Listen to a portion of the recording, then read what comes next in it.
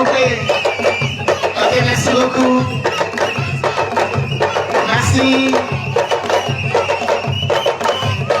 Voilà, merci. Merci.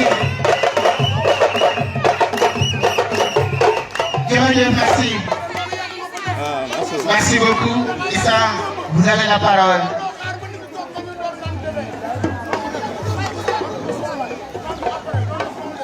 Asalaamaaleykum mbooloo mi. Asalaamaaleykum. maa ngi nuyu képp ku fi teew ci turam ak santam ko tàmbalee ci chef de village yu Diass di nuyu imam yëpp di nuyu responsable yëpp di nuyu invité yi nekk fi yëpp di nuyu waa groupe solution di nuyu képp membre ci groupe mouvement bi muy mouvement Tawfekh kii wax ak yéen naa présenté sama bopp ndax daa am lu tax may présenté sama bopp Issa Diouf laa tudd xam ngeen ko nekk responsable politique secrétaire général de l'AFP au niveau du département de Mbour nekk secrétaire général au niveau de la commune de Diass nekk directeur d'école 2 fois meilleur enseignant du département de Dakar nekk conseil technique du ministre Alioune Sarr kon donc lu ma def rek lu réfléchi la du loo xamante ne dama ko def nii rek parce que bëgg la ma def rek la ñun waa alliance des forces du progrès Alioune Samba Ciss yàlla na ko yàlla yërëm moo nekkoon suñu responsable au niveau du département aussi au niveau de la commune bu ñuy créer AFP en 1999 ñu dem élection en 2000 en 2001 man mi wax ak yéen ak suka ñoo dem jëli Alioune Samba Ciss indi ko gunge ko mu nekk le premier magistrat de la commune de Diass élection 2014 yi ginnaaw bu mu defee 2 mandats comme président du conseil du comité rural de Diass loolu daa am lu ko waraloon bañ koy jëli mënoon naa nekk responsable su ko mënoon na ko nekk keneen mënoon na nekk au niveau de l'AFP mais à l'époque ku xam Alioune Samba Ciss xamoon na ne dafa toogoon di liggéeyal askan bi te faluloon abuloon ndomb tànk def ay réalisation yu bëri créer même des écoles dans la commune de Diass te nekkul dara yorul dara donc l'exemple bu Alioune Samba Ciss def moom la Djibi Ciss def tey yorul benn ndombu tànk mais def na loo xamante ne mën naa ne papam defu ko à l'époque.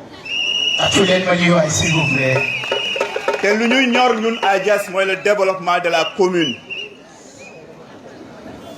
nan la ñuy def ba suñu population gis émergence nan la ñuy def ba émergence boobu commune Diass jiitu ko au Sénégal ndax commune bii du commune bu ndaw.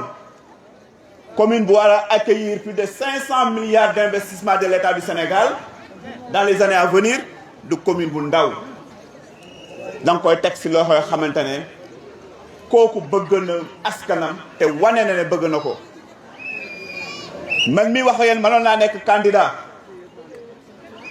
si commune bi comme ni mu ko nekkoon il y a de cela 1 mois 1 an et demi te ba ma ko nekkee aussi Djibi laa gis sama ginnaaw.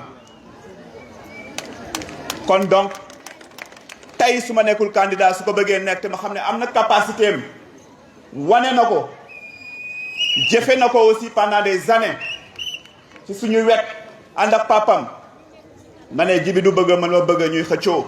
Tàccu leen ma ñuy waay. Tàccu leen ma ko.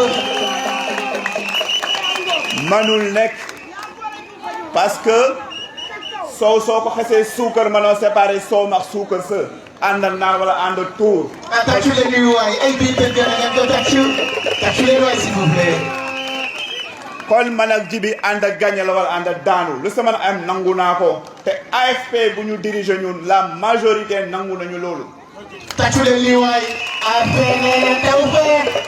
AFP nee na Tawfekh. Nous déclarons solennellement devant le Sénégal et devant le monde entier l'Alliance des forces de progrès de la commune de Diass déclare la candidature de Djibi Ciss à la prochaine. Allez, s'il vous plaît.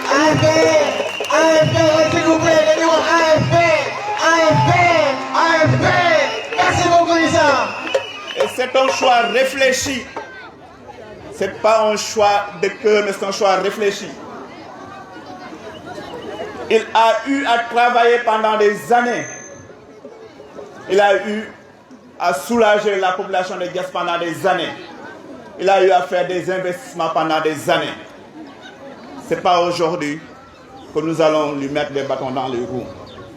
Nous serons avec Djibi jusqu'au le soir du 22 janvier 2022, 23 janvier 2022.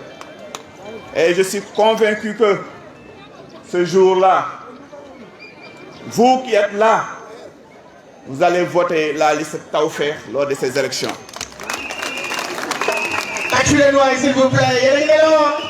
li may wax ni xam naa ne population Diass dans sa majorité dinañ suivre loolu.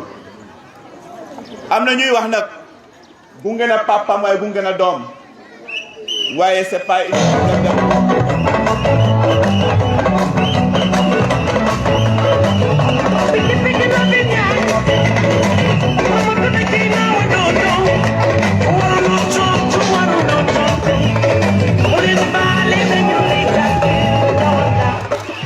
Merci.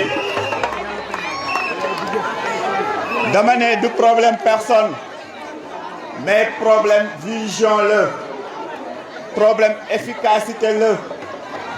Djibi a été efficace, il mérite ce qu'il veut. Il mérite d'être le premier magistrat de la ville de Diass. Am na compétence yi te lu gën a am solo, y a une équipe derrière lui et c'est l'équipe qui fera la différence. li ma leen di wax lañ leen di présenter liste bu ñu leen di présenter xool leen équipe bu nekk ci ginnaaw.